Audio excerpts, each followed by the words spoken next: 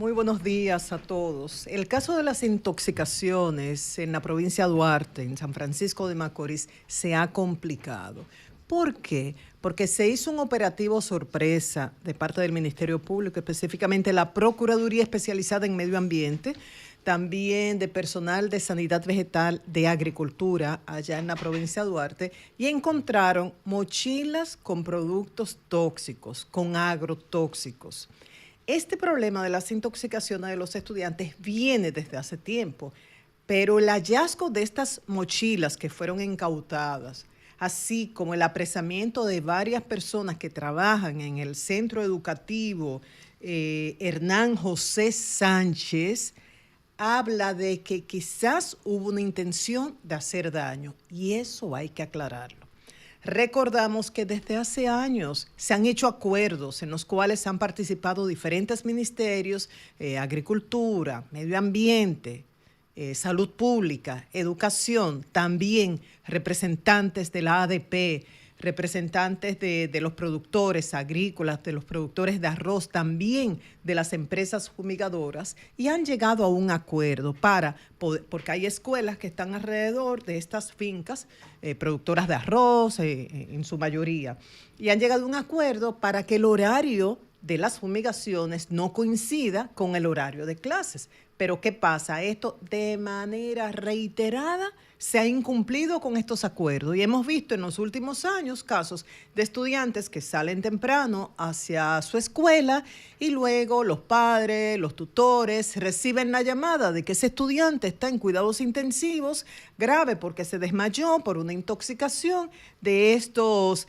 químicos utilizados para fumigar en estas fincas agrícolas. Entonces, esta es una historia que tiene mucho tiempo, que uno no entiende por qué no se hace cumplir estos acuerdos, y una de las últimas declaraciones del ministro de Agricultura fue que se iban a suspender aquellas empresas fumigadoras que no cumplieran con el acuerdo. Pero este operativo que se hizo hace unos días cambia todo, porque ahora hay que determinar. No se trata de un incumplimiento del acuerdo del horario para fumigar en fincas agrícolas que están cercanas a las escuelas en la provincia de Duarte. ¿Hay alguien que quiere utilizar esta situación para hacer daño, para provocar un caos? ¿Hay alguien jugando con la salud de estudiantes, de profesores, de personal administrativo, personal que trabaja en estas escuelas? Esto es muy grave. De ahí la importancia que las autoridades, y aquí involucramos a Salud Pública, Medio Ambiente, la Procuraduría especializada en Medio Ambiente, Agricultura, todas las instituciones que tienen que ver con esto, aclaren si realmente ha habido una intención, de qué sector ha venido y cómo se va a controlar. Entonces, sigue este tema de las intoxicaciones por agroquímicos en la provincia de Duarte, y ahora complicado con este hallazgo. Por otro lado, nuestro compañero Manuel se refirió al tema, pero dada la importancia del mismo, yo también me voy a referir a este tema.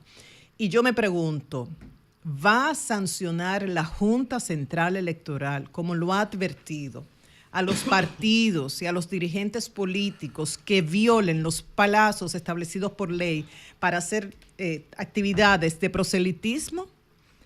Porque si amenaza con sancionar y no lo hace, sencillamente se debilita la institución, se pierde credibilidad.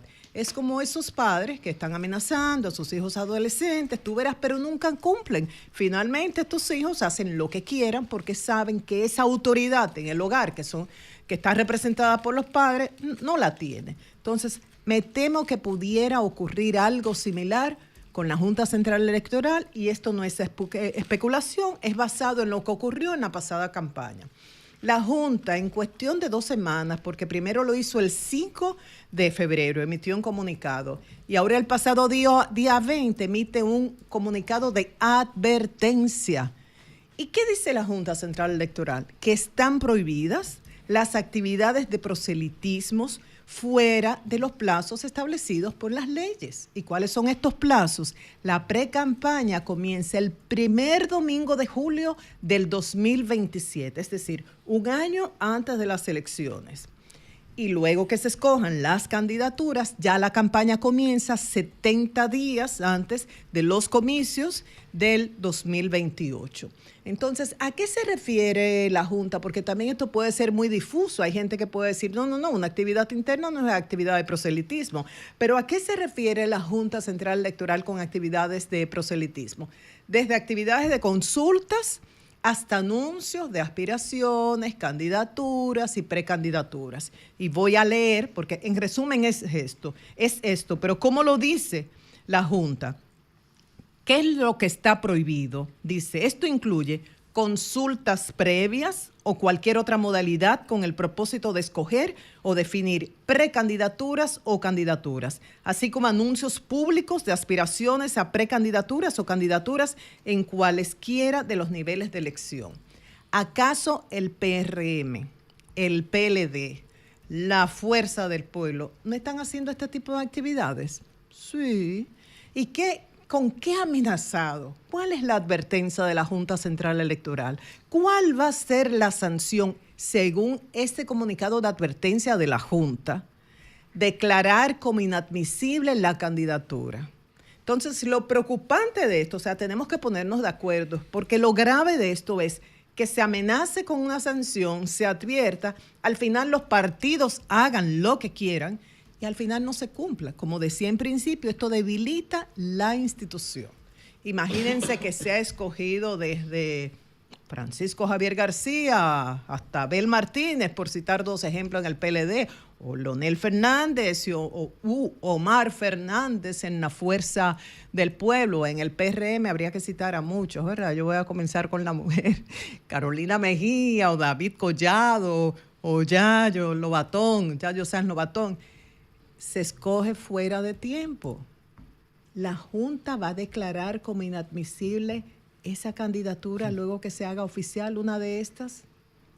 No lo sé, pero no se puede jugar con la credibilidad de una institución tan importante para nuestra democracia. No se puede. Todo lo contrario, tenemos que fortalecerla. Esta Junta salió muy bien de los pasados procesos electorales y hay que cuidarla, hay que preservarla. Y es cierto, todos estamos cansados de precampaña, de campaña. No es justo que nos pasemos 4 años con esta actividad, pero esto hay que definirlo claramente. ¿Tenemos capacidad para hacer cumplir la ley? ¿Tenemos capacidad para sancionar? Sigan adelante. De lo contrario, resuelvan. Pero hay que cuidar la Junta Central Electoral. Por otro lado, bueno, quiero felicitar a Jenny Berenice Reynoso, la nueva procuradora.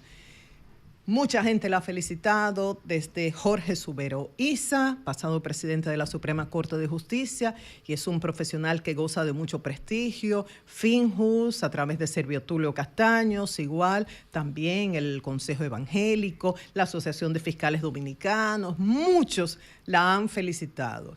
Y creo que Jenny Berenice merece esto. Hay muchas maneras de interpretar esta designación propuesta por el presidente de la República y aprobada a unanimidad por el Consejo. Yo entiendo que si algo ha caracterizado estos últimos años de la magistrada en su posición de directora de la persecución es su lucha contra lo que ella ha considerado la corrupción, las estafas millonarias contra el Estado. Que han habido críticas porque no se ha respetado el debido proceso, pero creo que mucha gente se identifica con esta lucha. Entonces yo creo que esto es una aprobación de que debe continuar la lucha que ella ha iniciado y yo diría que debe extenderse. ¿Por qué? Porque el presidente ha mostrado interés en la lucha contra la corrupción. Ha dicho que esto se ha extendido a provincias, que no hay control en muchas provincias donde han habido algunas irregularidades o falta de delicadezas, como le dirían otros más conservadores, y que hay que actuar en consecuencia. De ahí que creó ese comité de transparencia y corrupción, que ya aquí se ha hablado bastante en el programa sobre lo mismo. Es decir, que se supone que la nueva procuradora se ocupará no solamente de los casos grandes, también de los medianos y pequeños, no solamente de casos del pasado, sino de casos del presente. Y Jenny Berenice tiene muchas condiciones, desde muy jovencita, que comenzó a trabajar en diferentes oficinas de Santiago, como paralegal se destacó.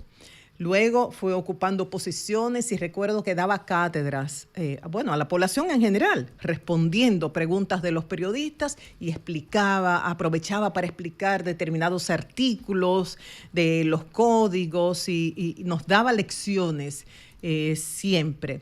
Y mucha gente la recuerda por estos casos que se han convertido en mediáticos de supuesta corrupción contra el Estado. Digo supuesta corrupción hasta que no se determina, hasta que no haya condena en muchos de estos, pero hay otros en los cuales también Jenny Berenice ha jugado un rol protagónico y uno podría mencionar muchísimos, desde Bahía de las Águilas para lograr recuperar tierras del Estado que fueron robadas, y un proceso que fue largo y ella jugó un rol importantísimo, hasta casos de padrastros que violaban a hijastras menores de edad.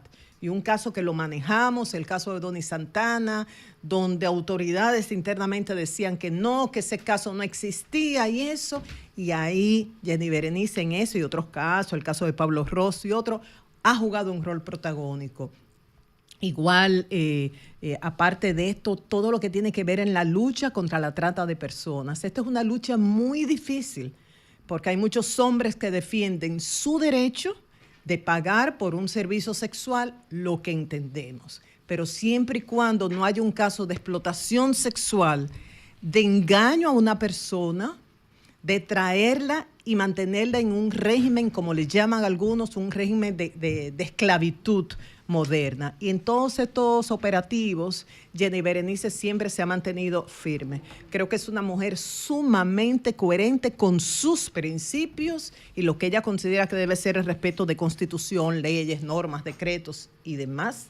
Sumamente trabajadora. En muchos casos la hemos podido ver, la población en general, participando en un caso que se ha extendido hasta la 1, las 2 de la mañana, y ella ahí actuando, y luego a las 6 de la mañana ya está en Santiago en otro caso importante.